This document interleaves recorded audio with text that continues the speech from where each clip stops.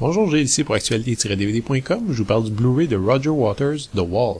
Le film de Roger Waters et Sean Evans est distribué par Universal et met en vedette, bien sûr, Roger Waters, sorti en magasin le 1er décembre 2015. L'ancien chanteur et bassiste du groupe Pink Floyd, Roger Waters, réinterprète à sa façon l'album The Wall en entier lors d'une tournée spectaculaire. Les segments du spectacle sont mêlés avec des passages dans lesquels on suit l'homme qui retrace le parcours de son père mort au cours de la Deuxième Guerre mondiale. Je pense que je vais laisser peut-être plus aux critiques de musique tout le soin d'analyser les mérites artistiques de The Wall, un album qui marque à la fois le plus gros succès populaire du groupe culte Pink Floyd et le début de leur dissolution. Je vais y aller de mon avis personnel, j'adore cet album que j'ai écouté d'innombrables fois.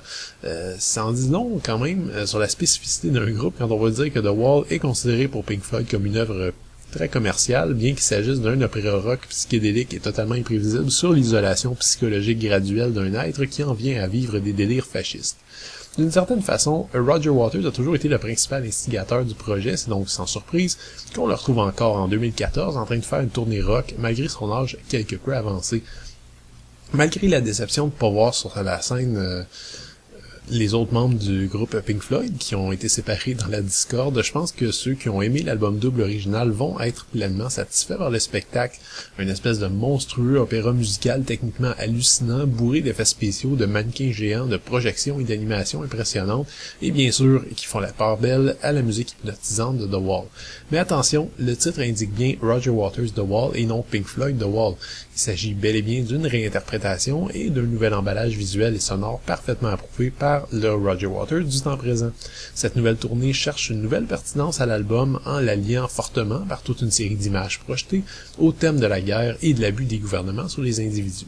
Dans ce nouveau contexte, il y a des chansons comme Mother qui prennent une dimension inédite et intéressante, mais la modernisation de l'emballage ne porte pas toujours fruit à mon avis, comme lors de la performance de Young Lust qui tombe à plat faute d'images innovantes.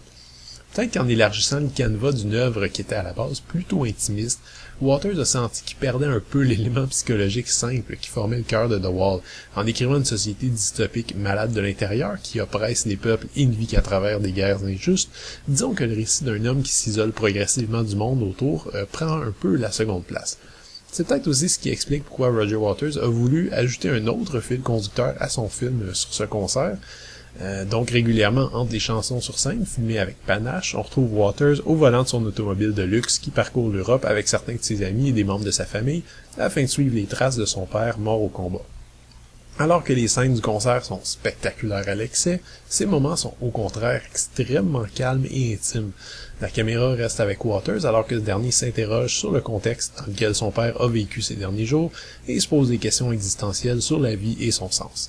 Ceux qui ont suivi Roger Waters depuis ses débuts ne seront pas spécialement étonnés d'y voir une autre preuve de son énorme ego, mais je comprends d'un point de vue artistique l'intérêt ici, puisque non seulement le décès du père de Waters a servi d'inspiration pour The Wall, mais sert également de complément thématique à ce nouveau concert de The Wall qui est tourné sensiblement vers l'idée de la guerre et de ses ravages.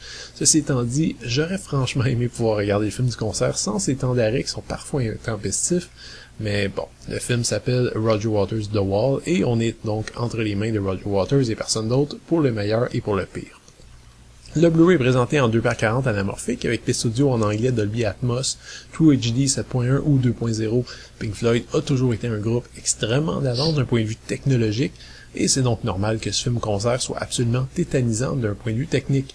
La qualité d'image est impressionnante, le format en 2x40 nécessaire pour rendre toute l'ampleur de la scène en concert, et on retrouve une multitude de détails qui gardent notre attention à chaque moment.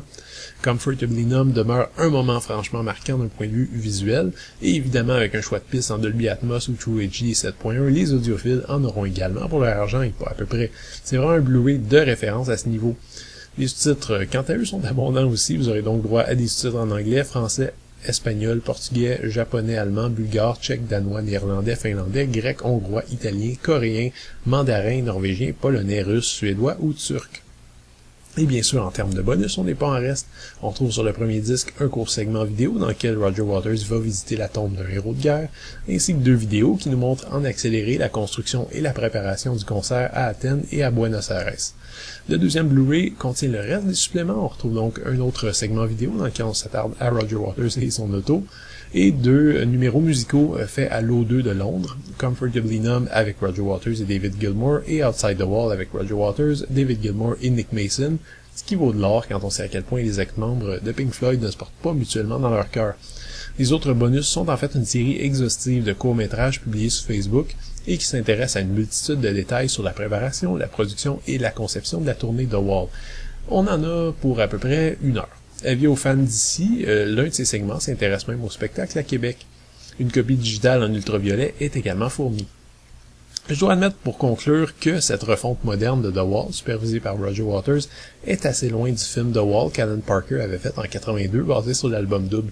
Ce Blu-ray est véritablement un film qui présente le concert de Roger Waters dans son intégralité, et le résultat est tellement spectaculaire et impressionnant que j'en ai eu la mâchoire décrochée à plusieurs moments. Faut que je rappelle toutefois que ce spectacle est entrecoupé ici de scènes très intimistes à mi-chemin entre le documentaire et la fiction, dans lesquelles Waters tente de comprendre les liens qu'il a gardés avec son père mort à la guerre. Le film est donc très variable et va décevoir ceux qui ne voulaient qu'un simple film du concert. Waters fait jamais les choses comme tout le monde, alors il faut prendre son œuvre comme telle. Le Blu-ray par ailleurs est techniquement impeccable. C'était Gilles, merci, bon visionnement.